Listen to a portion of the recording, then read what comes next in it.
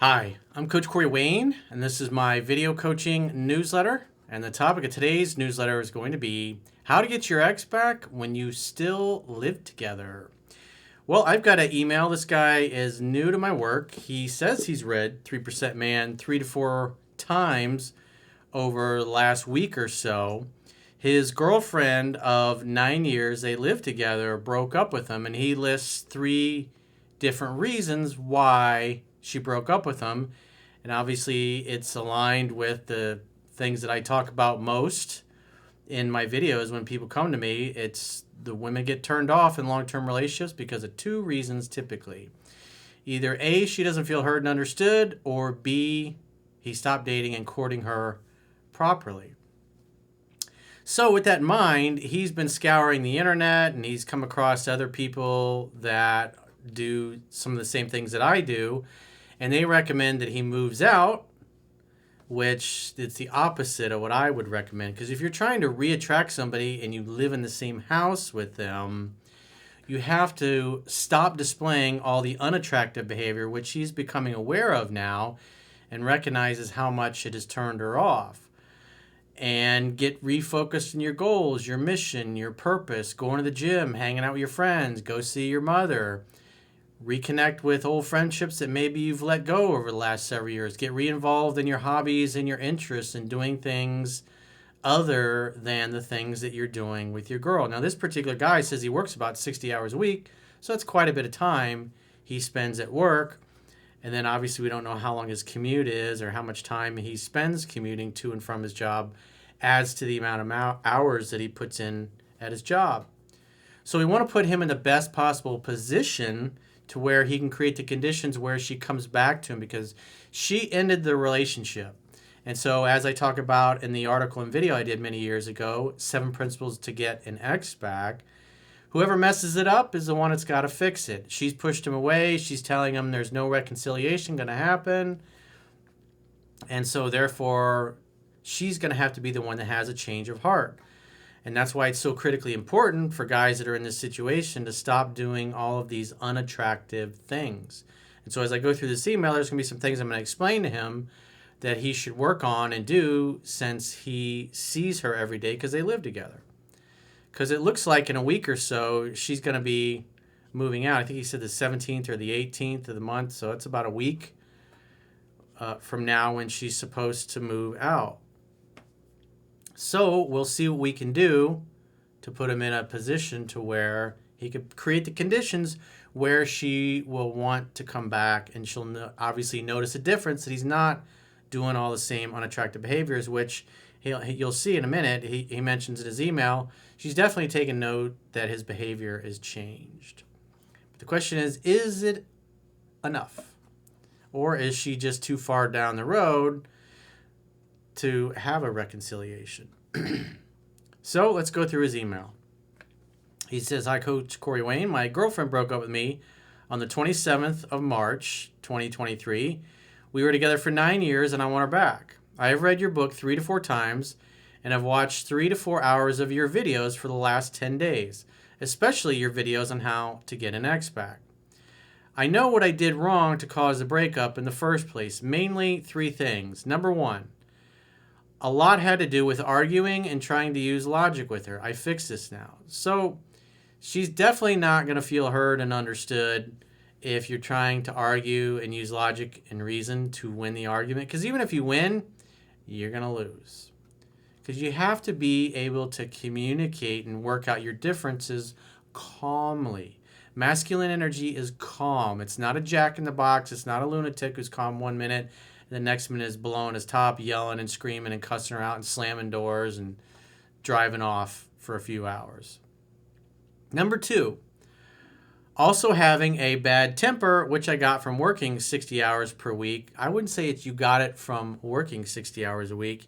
You chose not to exercise self-control, and she was on the receiving end of your temper tantrums.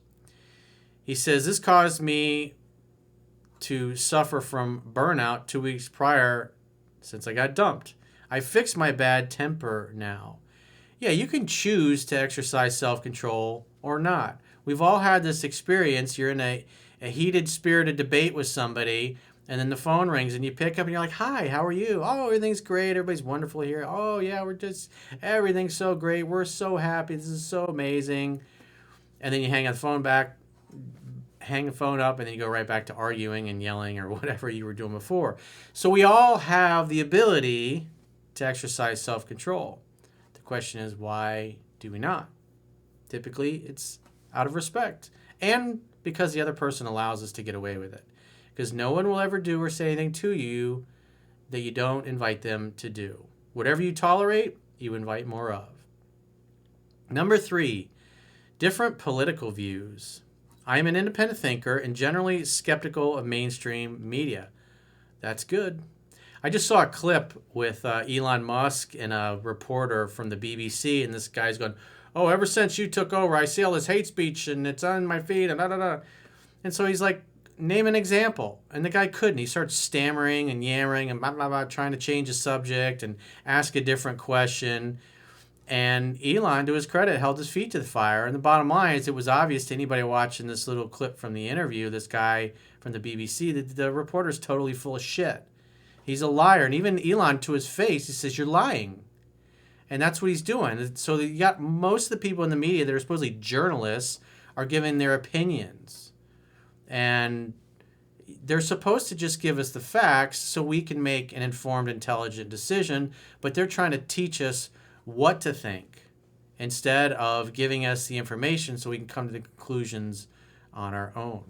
Most media, almost 100% of it, is just propaganda. There's very few good reporters, but there are reporters out there on any topic that you may be interested in that you can find with enough time and effort. Because what's beautiful about Twitter is if somebody's reporting something, and especially like with community notes and things, is that it gets fact-checked in real time. I've even seen Joe Biden get fact-checked on his bullshit. And it's beautiful to see. So over time, if you got a reporter that's constantly reporting things that turn out to be false later, then you know not to really pay attention to that person anymore. You can unfollow them, or you can do what I do. I'll continue to follow them, but I don't really give much weight to what they're saying because they're propagandists. And then the people that are consistently right, and then after things happen and they get fact-checked, they continue to be right. Those are the people that you can trust what they're saying, and they're doing the right thing. So it's as a self-reliant human being, and that's all about what I teach. I teach self-reliance. I'm a life coach that teaches self-reliance, is that we should be skeptical. You have to be able to get your news and your information so you can make an intelligent and informed decision. So it's understandable, especially the last few years, things have become extremely polarized, especially things around the lockdowns and the coronavirus shenanigans that went on. And so he says that his girlfriend, he says, "I'm an independent thinker and generally skeptical of mainstream media, and she is heavily influenced by the news and follows the crowd." Well, about 50-60% of the population has a herd mentality. They'll just do what everybody else does, and they'll go along with it. A great book, Malcolm Gladwell's The Tipping Point, is a great book to read to understand that and how things go viral and what the makeup of the general population is. And it was either 50 to 60%, I think it was, is they're just herd mentality. They just look and see what everybody else is doing, they play it safe, and that's what they do. So you can see in this guy's relationship where he's going to have friction with his girlfriend. She tends to go along to get along with the crowd, and he is more of the guy that is following his own path. And he's skeptical, and we should be skeptical, because the bottom line, especially these last few years, these reporters have just turned out to be totally full of shit. He says, "I was strongly against getting the COVID injections," the clot shot, "which caused me to tell her that I was going to break up with her if she got vaccinated, since it might affect my health. I know this sounds harsh, but I was at the time convinced that the vaccine was bad for your health, and I'm still convinced of this. She did it anyways, and I did not break up with her since I think she is a special woman. She told me this hurt her a lot and caused a trauma. How can I heal traumas in my relationship?" Well, you obviously had a disagreement, and you chose to make a decision based upon your health that you didn't want the clot shot. She followed the herd and got it. You know, there's been plenty of stuff in the news about myocarditis and other downsides that have happened because of that. At least now we can talk about it. Whereas just a year or so ago, you even mention it, you get your video removed, you're on Instagram or on Twitter, your comments get removed, your posts get removed, your accounts get nuked. And then, but back to the Elon Musk interview with the BBC guy, he was talking about, well, what about you guys and all the misinformation you put out about the vaccines and masks and the lockdowns and all these other things. The reporter didn't like that. You really should check it out. It's a great clip. I love seeing people just roast the bullshitters, because that's the problem with these reporters. They never get any pushback. There's nobody there to ever question them on the BS that comes out of their mouths. They have absolutely zero accountability and zero self-awareness. This BBC reporter had zero self-awareness. It was amazing to see. It's glorious to watch. He says, now I need a bit of guidance on how to get her back while living with her until the 17th to 19th of April. I have fixed a lot of things that caused the breakup. My ex-girlfriend-to-be tells me that she's noticed this, but she still says it's too late because her emotions are gone. That's the only thing that really matters. Women don't care about what a great guy you are or you've changed. They only care about how they feel about you. And so the one thing that you have control over is your behavior and how you show up. And so it is essential that you're only displaying attractive masculine behavior when you're around her. So he's got two different options here. He's like, should I do option number 1 or number 2? He says, number 1, keep living with her to create the attraction again with playful banter and having conversations with her where she does 80% of the talking, taking her out on dates. He says, you talk about it's a good way to stay living in here with this video called Broken Up, but we still live together. You absolutely. Because I also have situations like this. People come to me and they got kids. And, it's easy for some dunce that's never had a long-term relationship, never had a girlfriend, never been married, never lived with a woman, or had kids to go, oh, just dump her, dude, and move on. But in a situation where the guy's living together, or they're married, or they own a house together, maybe they own a business together, they got several kids together, it's whoever is, if the wife is the one wanting to leave and break up and she tells you to go sleep in the guest bedroom, it's like, no, a king does not leave his bedchambers. If his queen doesn't want to be with him, she can go sleep in the guest room. If she doesn't want to live together on the same roof, then she can leave and go stay with her mother or a girlfriend or whatever. But you don't leave because you want to work things out. So you're like, babe, I love you. Our problems are things that are easily fixable if you're willing to make the effort. I can't force you to make the effort because it takes two to tango, but I'm not leaving. If you want to leave, you're going to have to explain to the children why you're breaking up our family and why you are moving out. Because if the guy moves out, he looks like the guilty party. And at the end of the day, you're the one saying you want to stay in your relationship. And so therefore, you absolutely do not leave your castle. A king does not have a fight with his queen and then storm off and go live in a tent outside the castle. That's not how it works in the real world. The man says, it's like, we're a family. I love you and I want to stay together. If you don't want to make the effort, then there's a door and you can leave. I would not want you to leave, but if you want to leave, that's your choice. So you absolutely stay living in your house. He says, number 2, move out as fast as possible and apply the no contact rule, while also telling her that I am only interested in a romantic relationship. I am not interested in being friends, and hope that she contacts me after 1 to 3 months. He says, a lot of getting your ex back dating coaches recommend this strategy. Well, it sounds like whoever these dating coaches are, they're a bunch of fucking amateurs, and they don't know what they're doing or what they're talking about. He says, I have bought ebooks on this. However, I have a feeling that she will not reach out since she has told me 2 times that she is sticking to her decision. Well, it's just indicative of what her feelings are right now in the moment. And it will be more attractive to her if you stand up for yourself and your values. If you say you don't want to break up, you absolutely do not leave the house that you live in together, because your actions show that you're leaving. If you say you want to stay together and then you move out, Well, obviously your actions show you're okay and you're accepting the breakup. But if you love her and you want to stay with her, you're not going anywhere. She can leave. She can also come back for a short period of time unless you find somebody better. But at the end of the day, if you want to work things out, you don't leave. She can leave, but you don't leave. And so, like I said, these dating coach, a lot of people I see in the comments sometimes try to refer to me as a dating coach, but I'm a life coach. I teach self-reliance. So whoever you've read their ebooks or whatever, they don't know their asshole from a hole in the ground. They sound like a bunch of amateurs. And there's a lot of them out there on the internet, unfortunately. So he says she's receptive to hanging out, going to restaurants, and spending time together. However, she is repelled when I sometimes kiss her on her head and our feet are too close to each other when we lay on the couch. Okay, so you say you've read the book 3 or 4 times. And so everything in the book is designed to cause a woman to chase and pursue you. And so what you're trying to do is to create the conditions where she feels heard and understood. Because when a woman feels heard and understood, the legs open. And when she doesn't, the legs close. And so if you're trying to touch her and kiss her and physically interact with her when she's not open to it, of course you're going to get rejected. As the book says, you let women come to you. When a woman is feeling attracted to you, she's going to play with her hair. She's going to touch your arm. She's going to stand too close. She's going to bump into you. She may physically start touching you. And when that happens, you put your arm around her, you slowly reciprocate, and you can pull her in.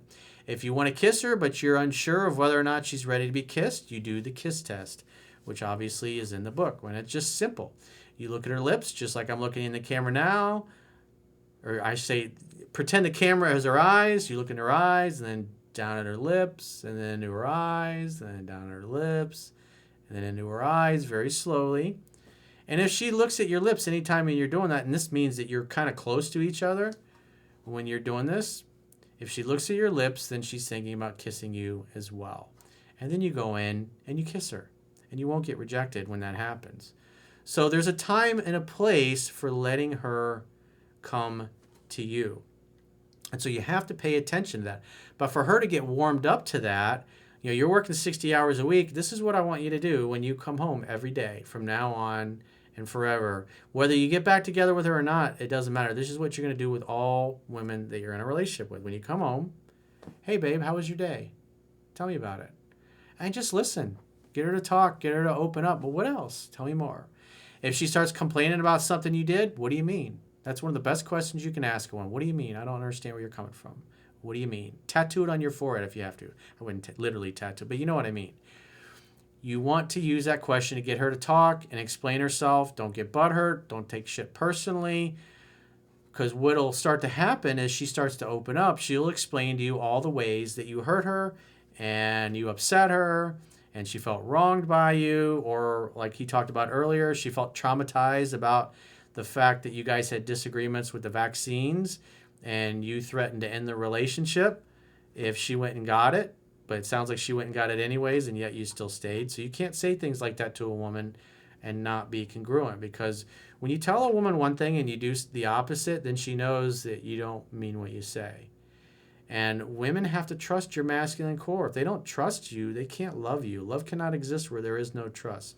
So don't ever tell a woman something like that again and bluff in that way if you don't really mean it.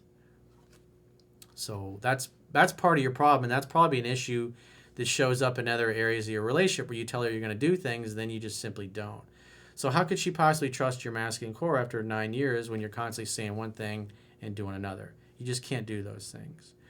So the important thing is that, hey, babe, tell me about your day. And you get her to talk, get her to open up, and after a half hour, 45 minutes, she gets closer to you. She starts playing with her hair. These are things you're going to look for. As she warms up to you and she feels attracted to you because she feels like you are hearing her and understanding her. And just like I talk about in the video, how to communicate with women effectively, which you should watch probably 10 to 15 times. It's like 10 or 12 minutes long. Every 4 or 5 minutes when she's just got done sharing a bunch of stuff with you, you say, okay, let me make sure I got this right. So when this happened and that happened, I did this, it made you feel this way. Da, da. Okay, well, I'm sorry if what I did made you feel this way, or I'm sorry if what I said hurt your feelings or made you think that I didn't care. That was not my intent. I'm sorry that I hurt you in that way. That was not my intent. I'm really sorry, babe. What else? What other things? What else is going on? Ask her questions, get her to talk, and plan dates. You could simply have a date in the evening, but you should also be busy doing other things with other people. But when you do see her and when you are around her, you want to be 100% present.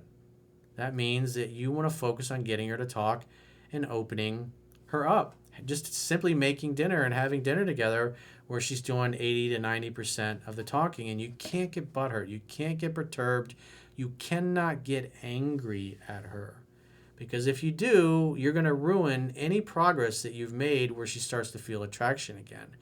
And it's the same process. Your job as a man in the courtship, in the relationship, is simply to create an opportunity for sex to happen, to hang out, to have fun, to hook up. You've been arguing with her, and men who understand women do not argue with them. And when you're constantly arguing with her, eventually she gives up. 9 years, she feels like she can't get through to you. You don't listen to her. She doesn't feel heard and understood. So obviously she's going to be shut down, and she gave up. And her feelings are not going to be there because, and then you blowing your top and getting angry all the time and yelling at her or cussing her out or whatever you happen to do, you can never do that again. Not even once. It's not acceptable. You can't do it. And besides, you only got a week or so before she moves out. And what you want to do is create the conditions where you can seduce her and follow the process that's in the book. Because when she's playing with her hair, she's touching your arm, and she's standing too close to you, maybe you're making dinner in the kitchen together, and she's bumping into you, that's when you start making out. Making out leads to heavy petting. Heavy petting leads to your hands wandering and sliding underneath her clothing and gently rubbing across her nipple. And every once in a while, maybe your hand gently brushes the little man in the boat, her clitoris, if you will, the little hooded man. What was the one in the Greek mythology? Was it Charon? I think Sauron, the one that takes you to the land of the dead or the city of the dead, what they call it in Greek mythology. You got to give him like a gold coin, and he will take you across I think the river Styx, if I'm not mistaken. I had all this stuff in high school, but he has a hood on. You never see him. He's kind of like a skeleton kind of thing, if I remember right. But just gently glaze the little man in the boat occasionally and slowly rub the inside of her thigh, because women warm up to sex slowly. This is part of foreplay. Taking your time and getting her turned on and wound up to the point where she wants sex more than you. She's hornier than you are. You want to go slightly slower than she does. And it's simple. You create an opportunity for sex to happen, to hang out, to have fun, to hook up. So every night when you come home, you have the potential opportunity to create sex between the two of you. But there's a process. It's hang out. Well, you're hanging out because you live together. So most importantly, when you're hanging out, have fun. If you get her to laugh and joke around and you get her to open up, she's going to feel good feelings. And guess what? She's going to feel good feelings with being with you. And if you start seducing her and having good sex and giving her multiple orgasms, then when 4 or 5 days, a week from now, when she's supposed to move out, you just say, babe, I think you should just stay. You don't really want to go. Obviously, you're upset.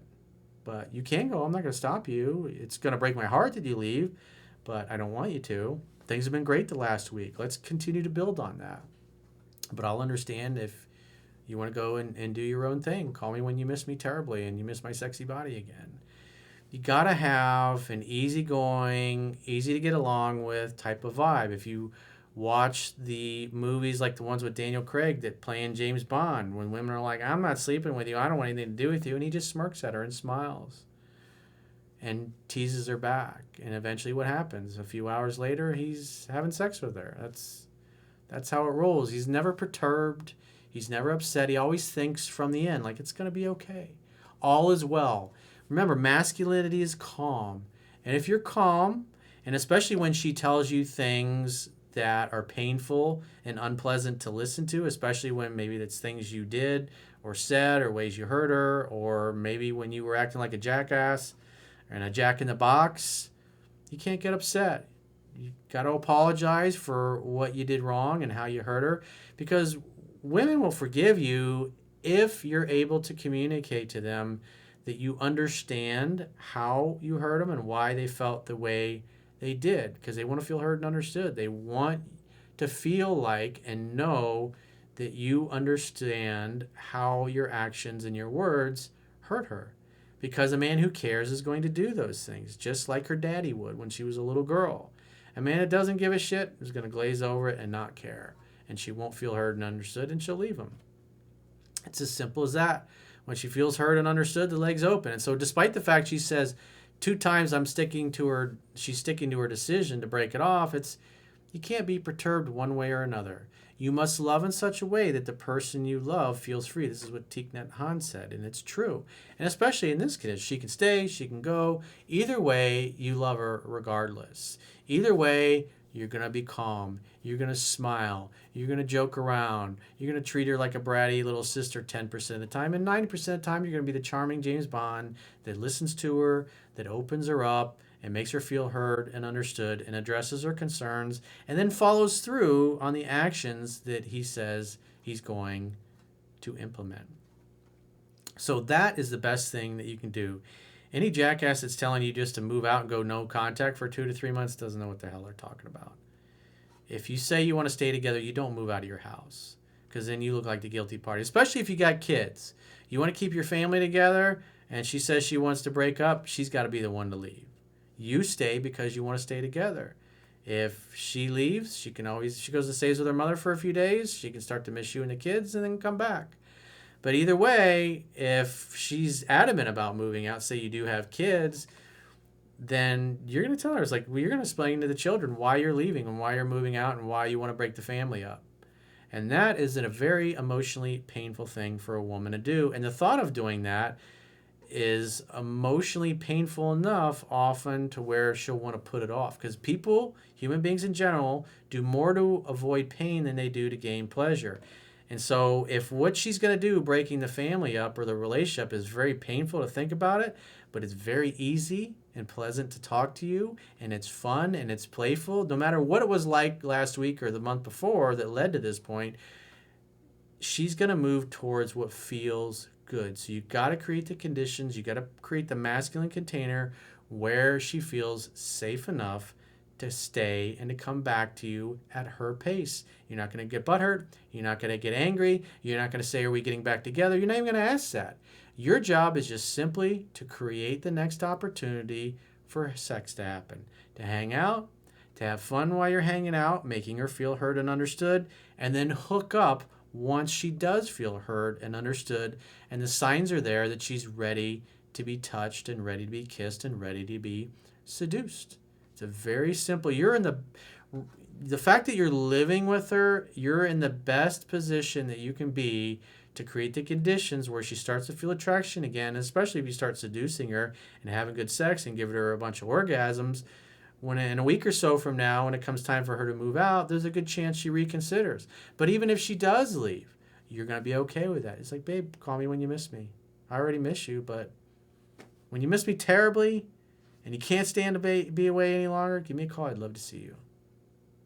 You must love in such a way that the person you love feels free. This is going to give you the best possible chance for success, because you were acting like a man is supposed to act. You were displaying the most attractive version of yourself. And you will do this with your girlfriend or your wife or your mother or your sister or the women in your life. This is how a man operates. And as Zan Piran said, a man who loves women is loved by women. So if you got a question or a challenge and you'd like to get my help, go to understandingrelationships.com, click the products tab at the top of your screen, and book a coaching session with yours truly.